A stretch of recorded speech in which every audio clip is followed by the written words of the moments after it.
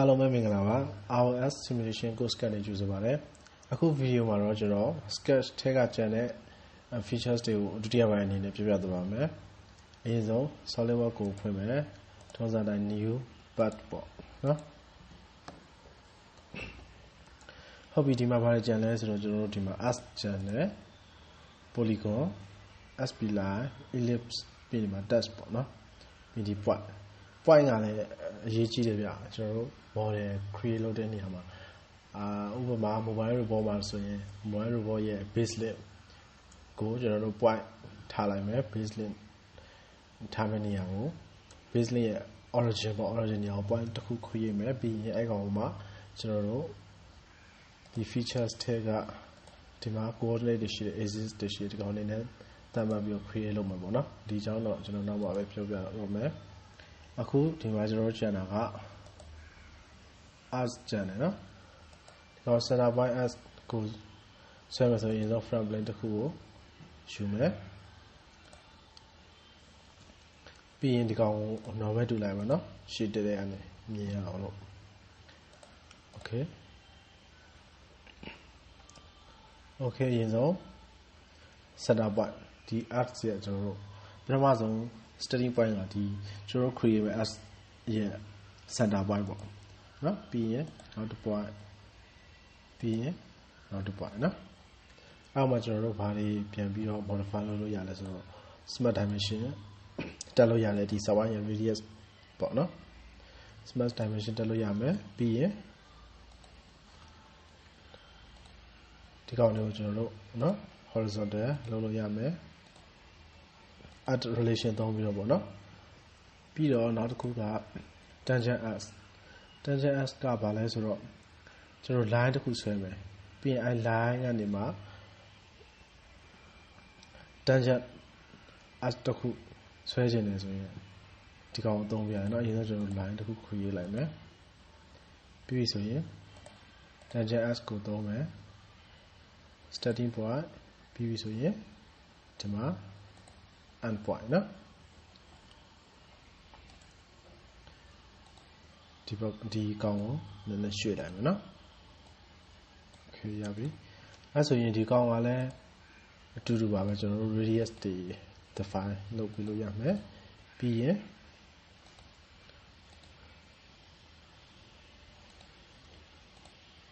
ဒီကောင်နဲ့ဒီကောင်ကို vertical ဆိုတော့ဘာလို့ vertical ဆိုဒီမှာက invalid solution found နဲ့ကျွန်တော်မတွေ့ဘူးအဲ့ဒါတက်တယ်နော်ဟုတ်ပြီ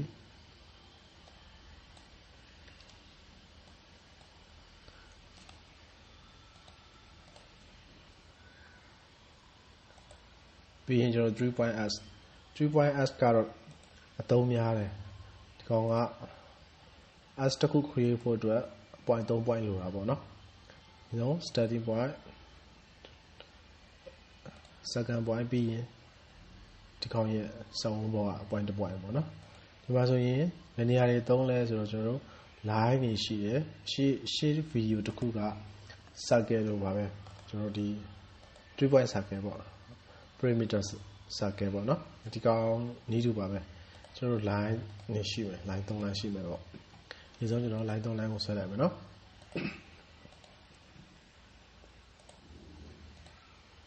ဟုတ်ပြီဒီထဲမှာကျွန်တော်တို့က s တစ်ခုဆွဲခြင်းတယ်ဒီ line 3 line ကိုထိပြီးတော့အဲဆိုရင်ကျွန်တော်ဒီ 3.s ကိုသုံးပြီးဆွဲပြီးလို့ရတယ်နော်ဒီမှာ starting point ရှိမယ် second point ဒီမှာဆိုရင် third point နော်ဒီလိုဆွဲပြီးလို့ရတယ်နော်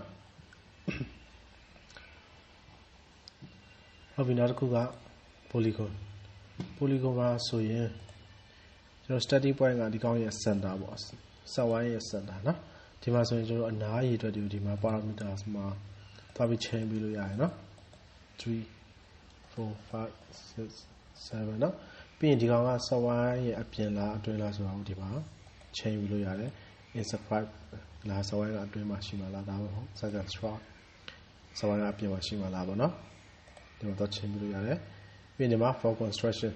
ဒီကောင် click ပေးလိုက်မယ်ဆိုရင်ကျွန်တော်ဒီမှာ polygon က construction line နဲ့ပြပေးလိုက်မယ်နော်ဒီကောင်တော့ပြန်ပြီးတော့ဖြုတ်ထားလိုက်မယ် okay PV ဆိုရင်ကျွန်တော်တို့ဒီမှာ SP line ကလည်းအသုံးများတယ်ဗျဘာလို့လဲဆိုတော့ကျွန်တော်တို့ design တွေကိုတချို့နေရာတွေမှာ cap တွေပါတယ်ကိုရတဲ့ခါကြရင်ဒီ S ကိုသုံးပြီးတော့လည်းကိုကြတယ်ဒီ SP line ကိုသုံးပြီးတော့လည်းကိုကြတယ်เนาะဒီဆိုဒီမှာ SP line ကိုယူလိုက်မယ်ပြီးရင် step 1ပြီးရင်ဒုတိယတစ် point ဒါဆိုရင်ကျွန်တော်တို့ဒီမှာ point 3 point ဆွဲပြီးဒီမှာပို့တဲ့အပိုင်းရှိရเนาะဒီကောင်ကလည်းအလားတူပါပဲ line ဆွဲတုံးကအတိုင်းပါပဲ SK နဲ့ထွက်လို့ရတယ်เนาะပြီးပြီဆိုရင်ဒီ SP line ပေါ်မှာကျွန်တော်ဒီမှာ point 3 point ရှိတယ်เนาะဟုတ်ပြီဒီမှာ SP line ကိုကျွန်တော်တို့ left click လုပ်လိုက်မယ်ဆိုရင်ဒီမှာ arrow မြား3ချောင်းပေါ်လာလိမ့်မယ်เนาะဘာလို့3ချောင်းပေါ်လဲဆိုကျွန်တော် point 3 point ရှိတဲ့အတွက်ကြောင့်3ချောင်းပေါ်လာတယ်ပြီးရင်ဒီ arrow များကိုကျွန်တော်ကစားပြီးတော့ SP line ရဲ့ shape ဒီ change ပေးလို့ရတယ်เนาะဒီမှာဆိုရင်เนาะ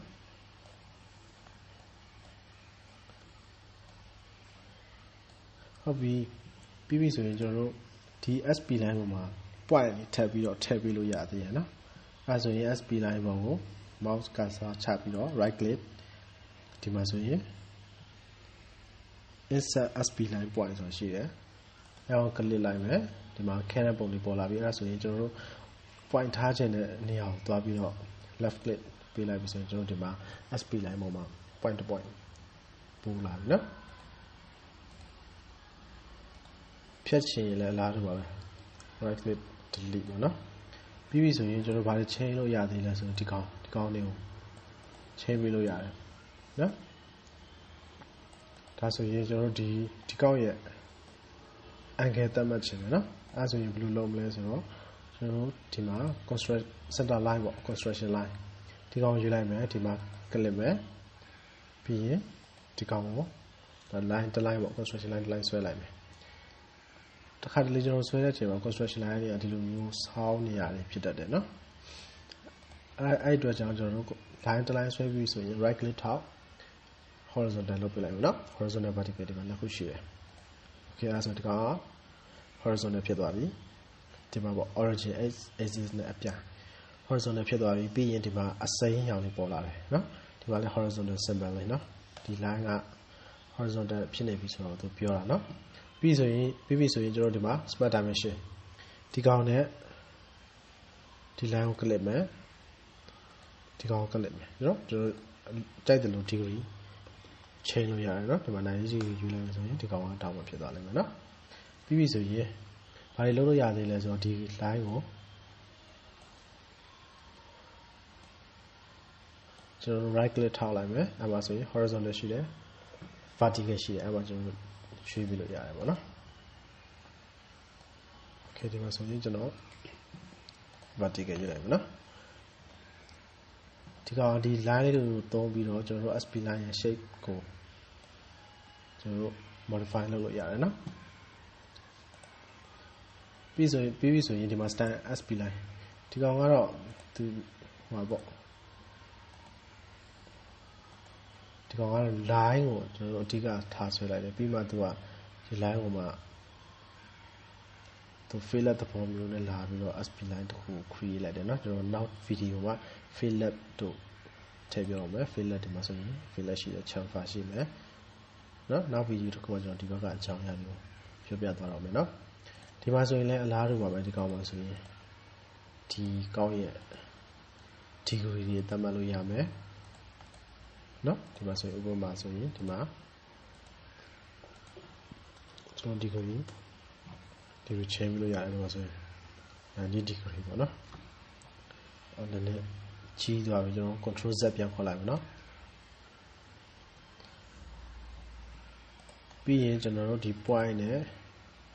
ဒီကောင်ဒီမှာဆိုရင်ကျွန်တော်တို့ dimension မှာထည့်ပေးလို့ရတယ်နော်ဒီကောင်လေးကတော့နည်းနည်းဟိုဖြစ်တာပေါ့အဆင်ပြေတာပေါ့သုံးရတာလေနော်